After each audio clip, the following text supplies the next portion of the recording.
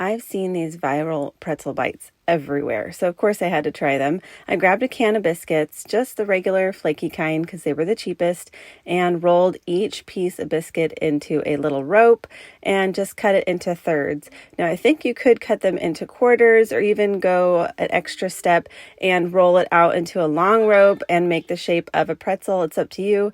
Then I boiled some water and put a couple of tablespoons of baking soda in and dropped in my pretzel bites. These only took about 10 to 15 seconds to cook, but you could cook them all the way to 30 seconds if that's what you'd like. This just adds that extra little chew that you get from pretzels, and this will also give you that distinctive pretzel flavor. So that's why we're going to be doing this step. So super, super important. Don't skip it. Then I took one egg and beat that. I'm using that for an egg wash, and I'm going to go ahead and top all of my pretzel bites with that egg wash and some coarse salt.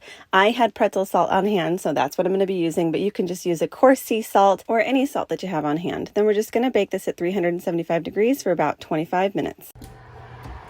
Wow, oh my goodness. Look at that. Wow, No, those wow. are so good. 5. Here they are. Aren't they beautiful? Oh my goodness. I hope y'all love this recipe as much as we did. And if you enjoyed this video, please be sure to give me a little thumbs up and share with somebody else who might love this recipe. And of course, subscribe for more budget-friendly recipes.